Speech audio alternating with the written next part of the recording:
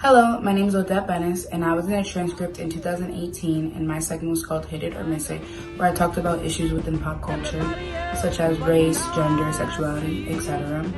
My segments were definitely a conversation starter. Every Friday or every other Friday, I would have at least one or two people coming up to me telling me how much they've learned from my segments, how much perspective I've given them on a certain issue, or how I shed light on a certain issue that they never even heard of or even thought of.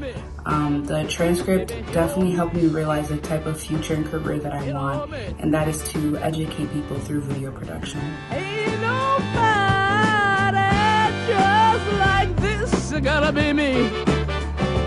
Hit or miss. Baby, hit or miss. Baby.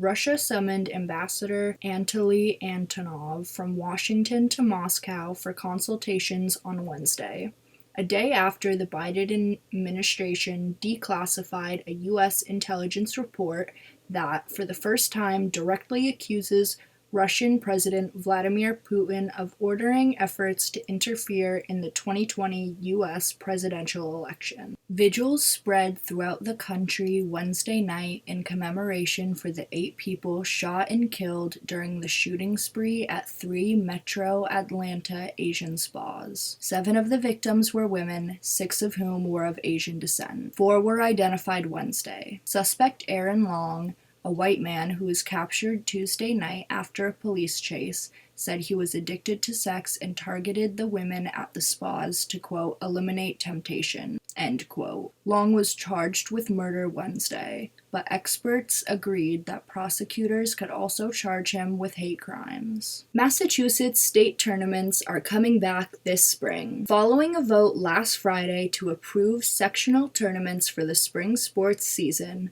the MIAA Board of Directors approved of having a state tournament. The state tournament will be the typical semifinal rounds running until July 3rd. The Tournament Management Committee is now tasked with coming up with a schedule for the spring season that now includes a state tournament at the end.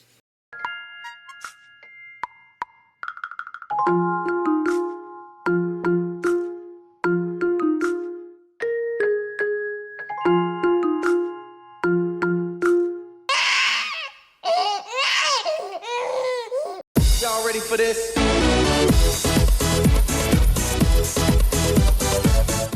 Playing a sport on the same team as your sibling can be both a blessing and a curse. Family duos like Serena and Venus Williams and Devin and Jason McCourty have shown that when it comes to coordination and competition, the tight bonds created can lead to victory and violate exchange and defeat. This week we talked to siblings Lily and Anna Zamer, Nate and Jack Kelleher-Mochek, and Trevor and Marty Maslowski, who are athletes at NHS, to talk about what it's like to play a sport together and their most memorable moment playing together. So what sports do you guys play together? Used to play basketball, and now we played travel and high school baseball together. Football, basketball, and baseball. We do cross country and track. What are some advantages and disadvantages of having a sibling on the same team? You know, I think some advantages are like you're on the same page, like you can almost see inside their brain almost. I think an advantage honestly is competition. You always strive to be better than the people you're playing with or against, so, and you live at home with that person, so you always have that rivalry going.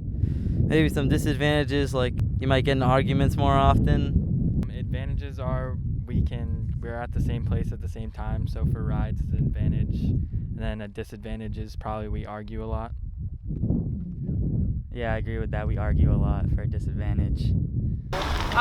Sometimes we can get competitive with each other. I think that's the biggest challenge. We just get a little competitive and like compare ourselves to each other. What's your guys' favorite memory playing sports together?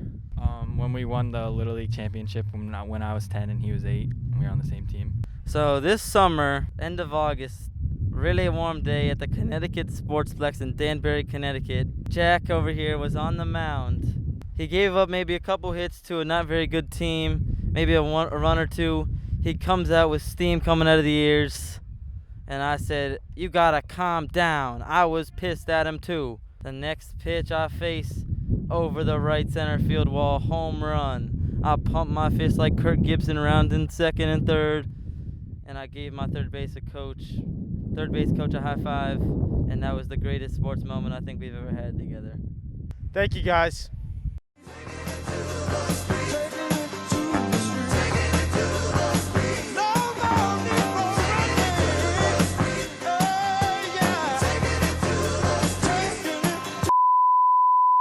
Come on, Levi, hurry up! Oh my god, you're so slow! I'm Nola Bizansky. This is Taking It to the Streets. I'm here. Yeah, I say that stuff, not you. I'm trying. So, taking it to the streets. On Tuesday, Jeffrey Riley, Elementary and Secondary Education Commissioner from Massachusetts, announced that elementary schools will be required to have full-time in-person classes starting Monday, April 5th. Middle schools will have to do the same by Wednesday, April 28th. No date has been finalized yet for high schools, but they will decide on a date sometime in April. This announcement has caused commotion in Massachusetts communities, with some students, parents, and teachers saying that they are excited to go back in, while others are concerned about how the schools will handle Massachusetts COVID protocols and if it is really a safe option. This week, we took it to the streets of downtown Northampton to hear people's perspectives on schools returning in person and what they think should come next. Is the Northampton community in a good enough place to have students return to school? I would say so, because the teachers are all starting to get their vaccinations, and so I think that that's going to be a really big help in the classrooms, for sure. What about you? I think it's about time that we go back to in-person, since everything seems to be going back to normal with all the vaccinations, but I'm happy that there is a choice to stay remote for those who can't. The officials say that at the beginning of the 2021-2022 school year, they're having all students come in full person, no remote. What's your thoughts on the timing of that?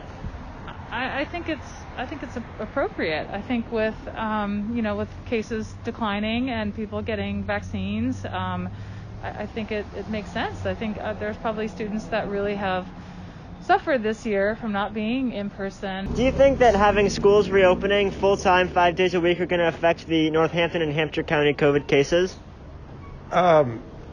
It could, yeah. I mean, I think it might a little bit if it's full-time, I guess. What about you?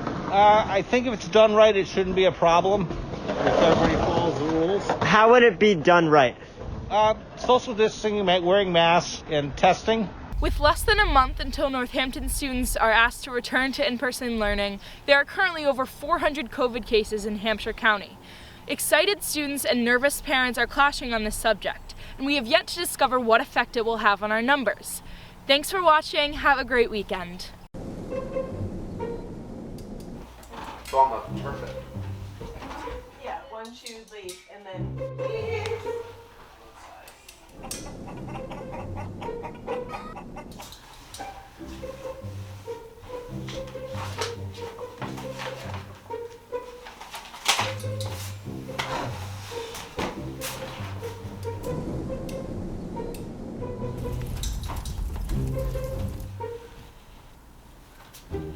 Told you that this morning, Loves.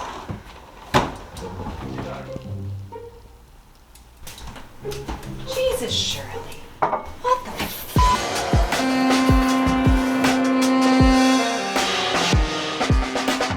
Shirley is our rabbit. She's a Flemish giant, which, as the name would suggest, means that she's gonna be pretty big. We're fine with that.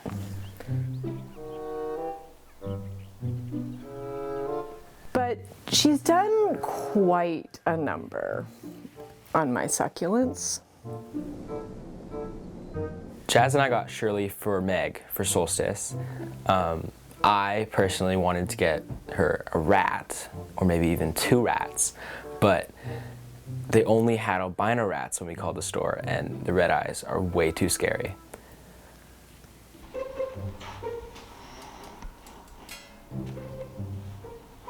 I love Shirley. She's great, very friendly. Shirley lives with us in our house. Like realistic to you? She's gonna get me. Right.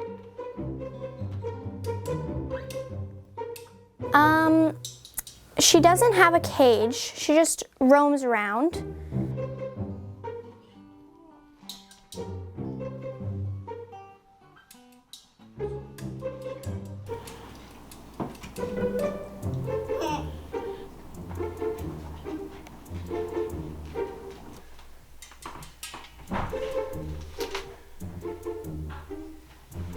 Morning, Shirley.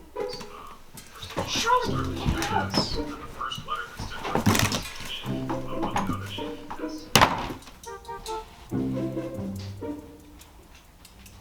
I think Shirley is great. I think she thinks I'm great. We really like each other.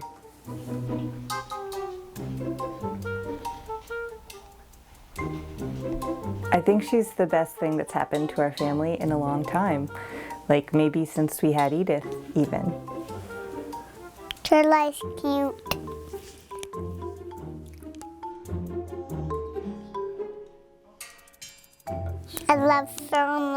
I love Shirley so much.